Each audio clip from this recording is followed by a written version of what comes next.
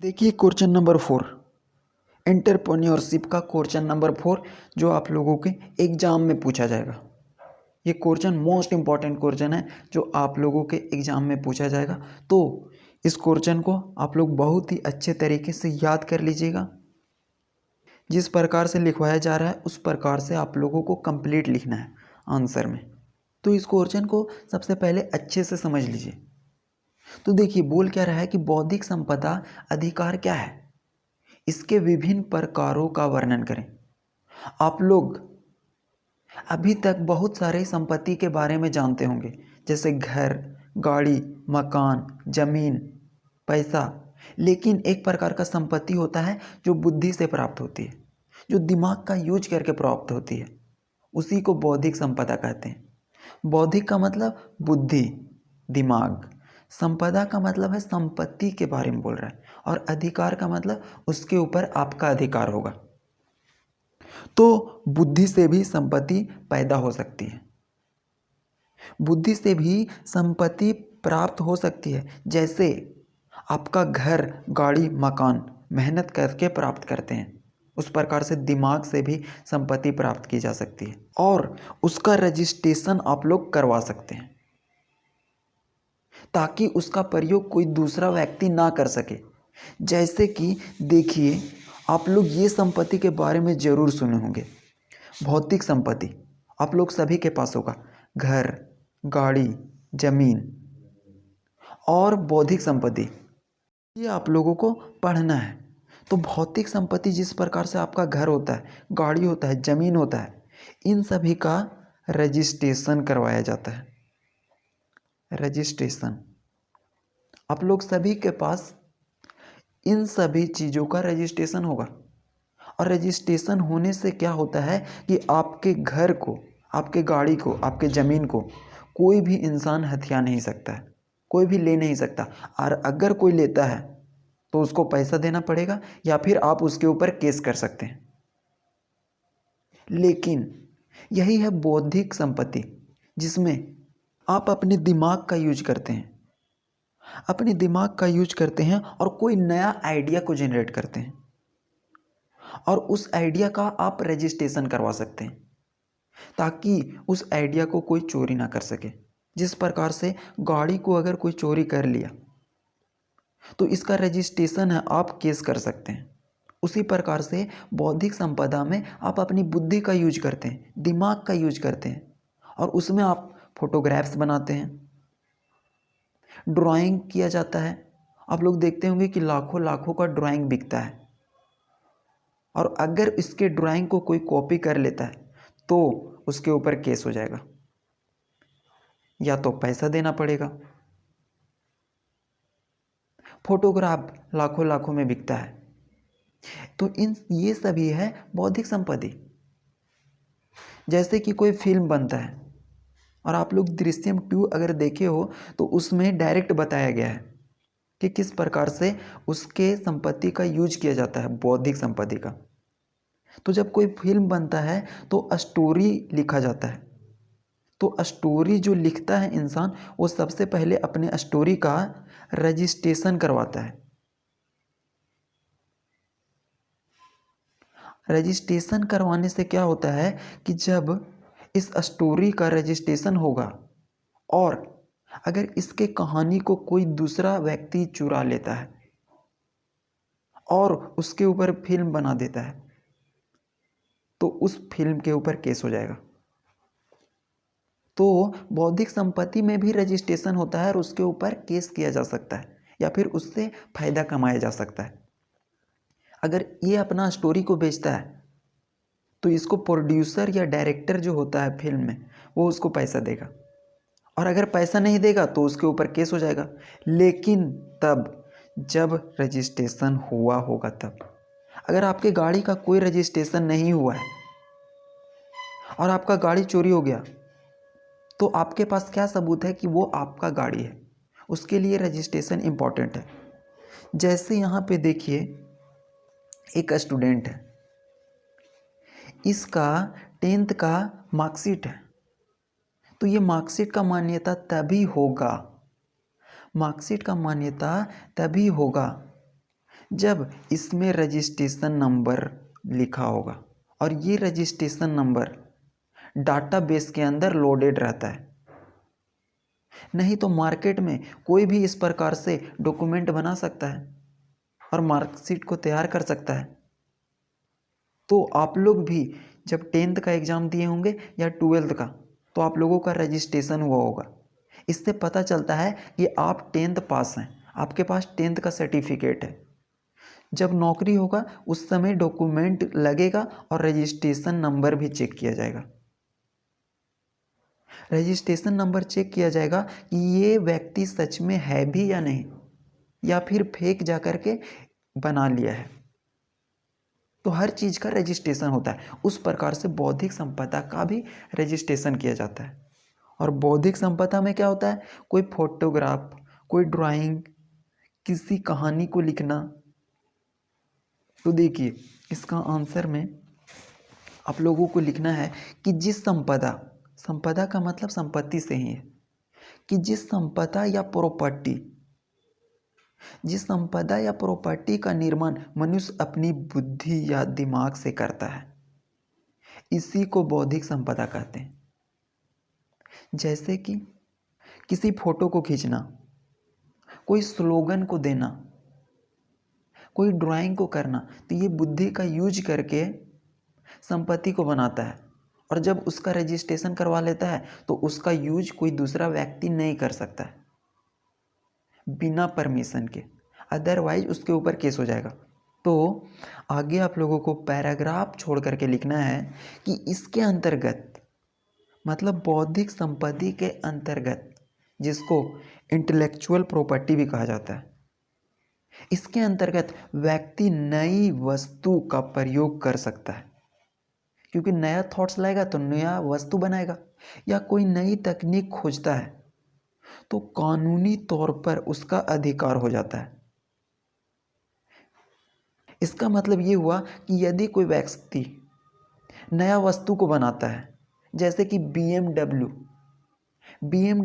अगर मालिक है उसका, तो वो नया वस्तु को बनाया और उसका जो मॉडल होगा वो कोई और व्यक्ति नहीं बना सकता है।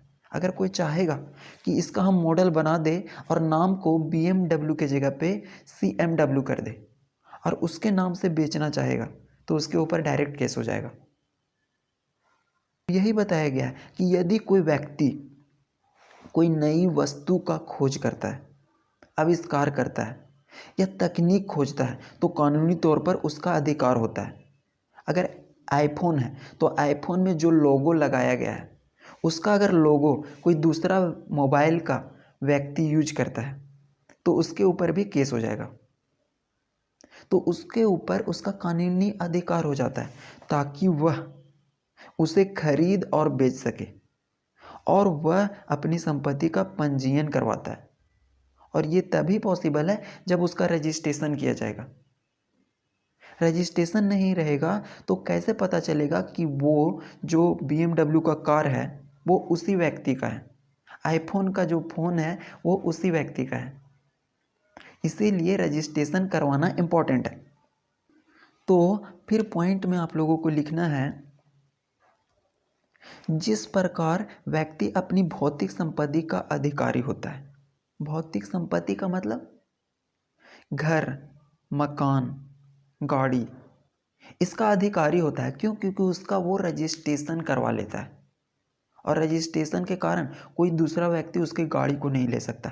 ठीक वैसे ही व्यक्ति का अपनी बौद्धिक संपत्ति पर भी अधिकार होता है। जो भी बौद्धिक संपत्ति बनाएगा उसके ऊपर अधिकार होता है, उसे ही बौद्धिक संपदा अधिकार कहते हैं या फिर बौद्धिक संपदा कहते हैं। दोनों सेम है। अगर कहीं पे लिखा गया बौद्धिक संपदा अधिकार या फिर बौद्धिक संपदा।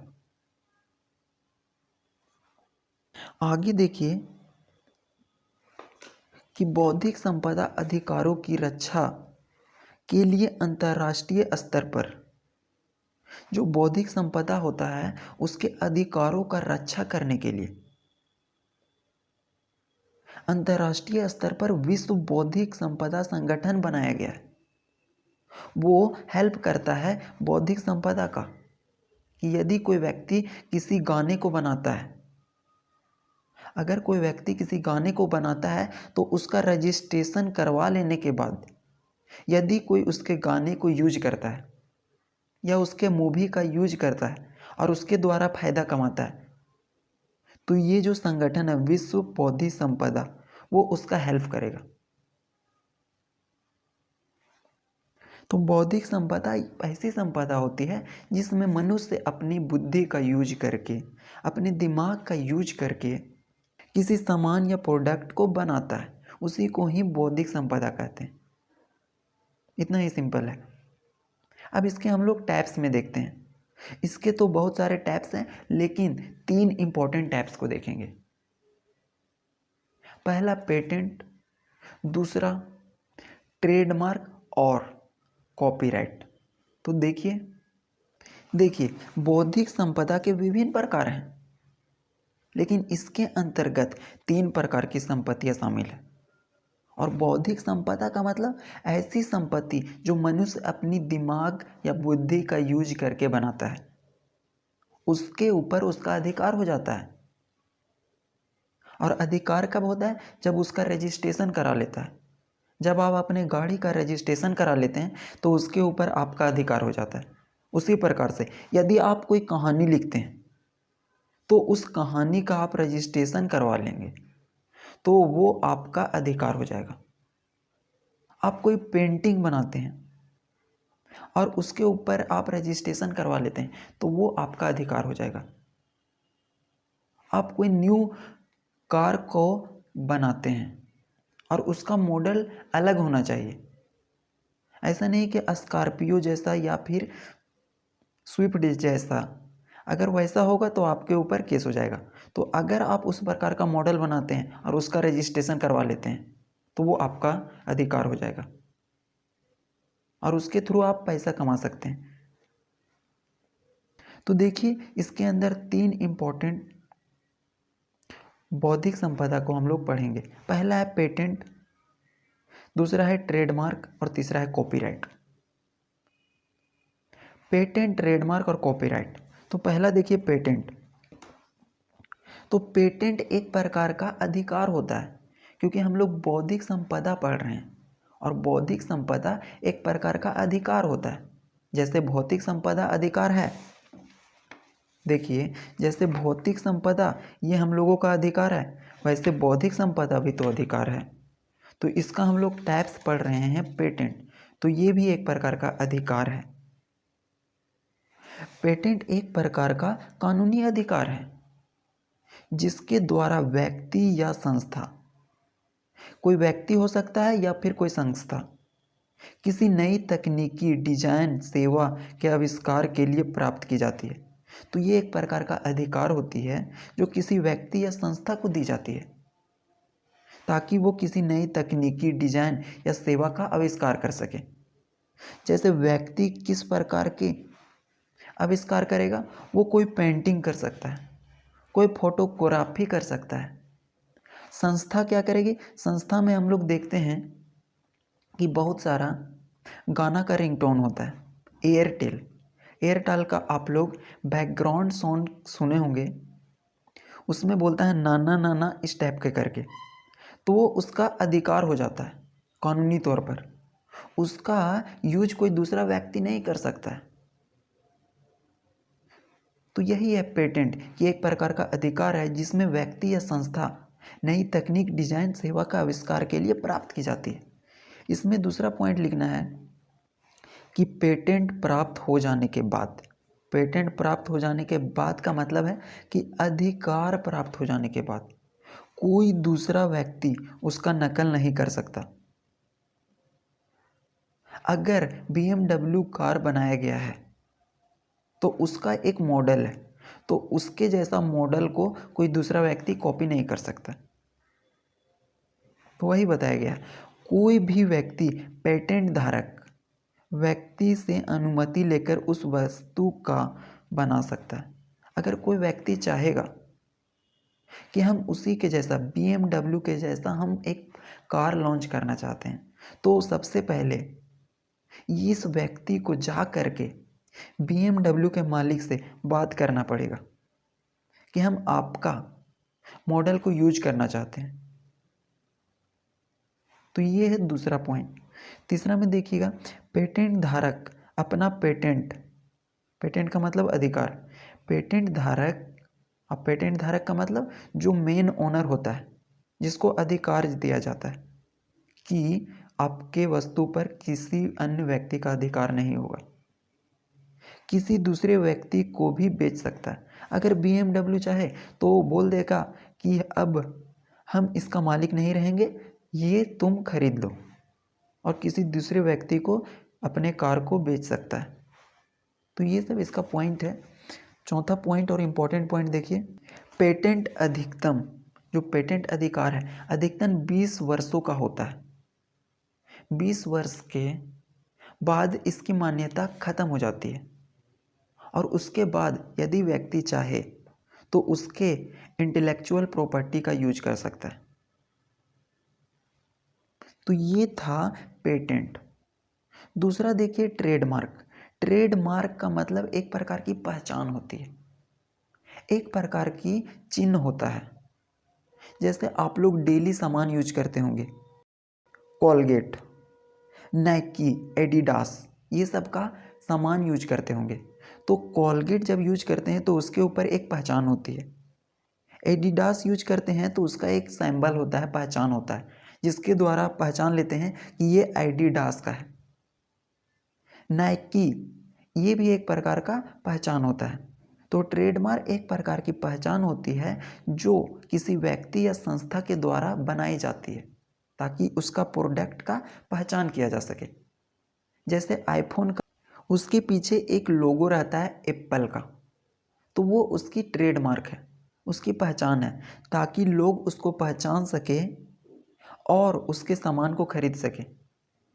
अगर कोई व्यक्ति उसी के जैसा सेम लोगो अपने मोबाइल में लगवाता है और उसको बेचता है तो उसके ऊपर केस कर सकता है आईफोन का मालिक। तो यहाँ से ट्रेडमार्क का सिंपल सा मतलब है एक प्रकार की लोगो जो पहचान बताने के लिए दी जाती है। तो ट्रेडमार्क वह ब्रांड या लोगो होता है, ट्रेडमार्क ब्रांड या लोगो होता है जिसका प्रयोग अपने उत्पाद को प्रतिस्पर्धियों से, मतलब कंपटीटर्स से अलग पहचान के लिए किया जाता है। तो एक प्रकार का ब्रांड या लोगो होता है। और ये ब्रांड या लोगो किस प्रकार से हो सकता है? कोई सब हो सकता है, कोई नाम हो सकता है, कोई प्रतीक हो सकता है, या फिर कोई डिजाइन हो सकता है। तो ये पहचान के लिए यूज किया जाता है। तो ट्रेडमार्क का सिंपल सा मतलब होता है कि एक प्रकार का लोगो होता है या फिर ब्रांड होती है जिसके द्वारा किसी भी व्यक्ति या संगठन के प्रोडक्ट की पहचान की जाती है। अगर आप बाजार जाते हैं तो बाजार में अगर आपको जूता खरीदना है एडिडास का, तो आप उसका जूता को कैसे खरीद सकते हैं? उसका पहचान होता है, आप लोग देख रहे होंगे स्क्रीन में कि उसका एक पहचान होता है जिसके द्वारा आप उसको खरीद सकते हैं। नहीं तो बाज़ार में बहुत सारा ऐसा प्रोडक्ट मिलेगा जो एडिडास के जगह पे बीडीडास कर देता है, सीडीडास कर देता है, ताकि कस्टमर कंफ्यूज हो जाए और उसका प्रोडक्ट खरीदे। तो ये है ट्रेडमार्क। तीसरा और इम्पोर्टेंट वन, कॉपीराइट। ये शॉर्ट्स में भी पूछ सकता है। ये जो तीनों टैब्स बताया जा रहा है वो 5 मार्क्स में भी पूछ सकता है, तो इसको आप लोग ध्यान से समझिएगा। तो कॉपीराइट आप लोग बहुत बार सुने होंगे। कॉपीराइट, इसका एक स्टोरी समझिए कि एक फोटोग्राफर होता है और वो जंगल में फ़ोटो क्लिक करने के लिए जाता है। अब जब वो फ़ोटो क्लिक करने जाता है तो उसका कैमरा एक जगह पे छूट जाता है और वो कुछ दूर आगे निकल जाता है। अब जब कैमरा वहाँ पे रह जाता है तो वहाँ पे कुछ बंदर आते हैं और अपना फ़ोटो क्लिक करना शुरू कर देते हैं, क्योंकि उनके पास भी दिमाग होता है, आप लोगों को पता होगा। तो वो फ़ोटो क्लिक करते हैं और बहुत सारा अच्छा अच्छा फ़ोटो क्लिक हो जाता है। तो वह इंसान फिर से बैक आता है और वो अपना कैमरा को ले लेता है और उसमें देखता है कि ये बंदर लोग हैं, वो बहुत सारा अच्छा अच्छा फ़ोटो क्लिक किए हैं। तो वो घर में जा कर के अपने कैमरे को रख देता है और कुछ दिन के बाद न्यूज़पेपर में वही फ़ोटो मिलता है जो जंगल में बंदरों के द्वारा खींचा गया था, लेकिन न्यूज़पेपर वाले ने उसका फ़ोटो का यूज किया बिना उस व्यक्ति के परमिशन के। वो उस व्यक्ति के बिना परमिशन के यूज किया, लेकिन वह व्यक्ति जा कर के उसके ऊपर केस कर देता है कि ये मेरे द्वारा फिर फ़ोटो को खींचा गया था और इसका ये यूज किया है। तो जो कोर्ट होता है वो उसके केस को खारिज कर देता है, ख़त्म कर देता है। बोलता है कि जो तुम फ़ोटो खींचा है उसका रजिस्ट्रेशन कहाँ है। तुम्हारा जो फ़ोटो है, बौद्धिक संपदा है, उसका जब तक तुम रजिस्ट्रेशन नहीं करवाओगे तब तक हम इसके ऊपर केस नहीं कर सकते। तो वो उसके ऊपर रजिस्ट्रेशन नहीं करवाया था, इसीलिए जो न्यूज़पेपर वाला था वो उसके प्रोडक्ट को, उसके फ़ोटो को अपने पेपर में छाप दिया। तो रजिस्ट्रेशन करवाना इम्पॉर्टेंट होता है। तो कॉपीराइट का मतलब होता है कि आपके बनाए गए ओरिजिनल चीज़ों पर किसी अन्य व्यक्ति का अधिकार नहीं है। कोई अन्य व्यक्ति कॉपी नहीं कर सकता है। जैसे आप अगर कोई मूवी बनाते हैं तो वो मूवी सेम टू सेम कोई अदर व्यक्ति नहीं बना सकता है। बना सकता है जब आप उसको परमिशन देंगे। तो इसमें आप लोगों को लिखना है कि कॉपीराइट का मतलब यही है कि आपके ओरिजिनल काम की कोई कॉपी नहीं कर सकता और उस पर आपका हक बना रहेगा, जो भी ओरिजिनल काम रहेगा। या तो आप फिल्म बनाएं, या तो आप कोई संगीत को लिखें, या तो कोई फ़ोटो खींचें, तो उसके ऊपर कोई अन्य व्यक्ति का अधिकार नहीं होगा, लेकिन उसके ऊपर आपको रजिस्ट्रेशन कराना होगा। तभी तो पता चलेगा कि ये जो संगीत है वो आपका है। तो आगे और लिखना है आप लोगों को पॉइंट में कि ये बौद्धिक संपदा कानून का एक रूप है। जो कॉपीराइट है वो बौद्धिक संपदा मतलब इंटेलेक्चुअल प्रॉपर्टी कानून का एक रूप है, जो संगीत, फिल्म, फोटो आदि की मूल रूप से रक्षा करती है। कोई भी संगीत होगा, बॉलीवुड में बहुत सारा संगीत होता है, तो उसका कोई भी इंसान अपने फ़ायदे के लिए यूज करेगा तो उसके ऊपर केस हो सकता है। फिल्मों का यूज, इसके ऊपर भी केस हो सकता है। फ़ोटो अगर खींचा जाता है तो उस फोटो का अगर रजिस्ट्रेशन है तो उसके ऊपर भी केस हो सकता है। तो इन सभी का अधिकार की रक्षा करता है कौन? बौद्धिक संपदा कानून। तो वही बताया गया कि यह बौद्धिक संपदा कानून का एक रूप है जो संगीत, फिल्म, फोटो आदि की मूल रूप से रक्षा करती है। अगर मालिक चाहे, जो भी ओनर होगा संगीत का या फिल्म का या फोटो का, वो चाहे तो अपने फोटो को, संगीत को या फिर फिल्म को दूसरे इंसान को यूज करने के लिए दे सकता है। तो वो चाहेगा तब। तो जो मालिक होगा वह किसी को अधिकार दे सकता है कि उस वस्तु, जैसे में संगीत या फोटो का प्रयोग करें। अगर हम चाह रहे हैं कि किसी का संगीत का यूज करें तो हमको उसके मालिक से परमिशन लेना पड़ेगा कि हम इसको यूज करना चाहते हैं, और जब वो ऑर्डर दे देगा तो हम यूज कर सकते हैं। तो यही था बौद्धिक संपत्ति क्या है, इसके 3 प्रकार के बारे में हम लोग जाने। ये शॉर्ट्स के अंदर भी दे सकता है, तो आप लोग इसको अच्छे से याद कर लीजिएगा क्योंकि ये एग्जाम में पूछा ही जाएगा। वेरी वेरी इंपॉर्टेंट क्वेश्चन है, और जितना करवाया जा रहा है उन सभी को रिवाइज करते रहिए आप लोग। Thank you.